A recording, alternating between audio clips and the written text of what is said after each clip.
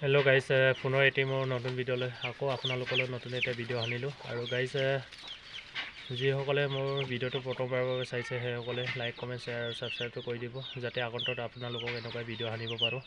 আৰু গাইজ, ইতিমধ্যে আমাৰ ন'টিফিকেশ্যন আহি গ'ল। আৰু গাইজ, আপোনালোকে নিশ্চিত মনে থাকক, কাইলৈ আমাৰ ওচৰত কাট অফ লিষ্ট আহিবগৈ। আৰু আমিতো বহুতেই কষ্ট কৰিছিলোঁ আছাম পুলিচৰ কাৰণে, বহুতজন কেণ্ডিডেটে ফেইল হৈ গ'ল। আৰু আপোনালোকে হাৰ নামানিব, আপোনালোকে চেষ্টাটো চলাই থাকিব, যাতে নেক্সট বাৰত আমাৰ যদি পষ্ট আহেগৈ তেতিয়া আমি কোৱালিফাই হ'ব পাৰে। আৰু চবে চেষ্টাটো চলাই থাকিব লাগে, চেষ্টাৰ দিনে আমাৰ একো নাই। আমি কষ্টটো এগুণ এইবছৰ কৰিছোঁ যদি অহা বছৰে আমাৰ দুগুণ কৰিব লাগিব। আমি সেনেকুৱা এটা মতলব ৰাখিহে প্ৰেক্টিচ কৰিব লাগিব। আৰু গাইজ, আছাম কামাণ্ডৰ কাৰণে বহুতেই কাট অফ যাব চাগে কাইলৈ। আৰু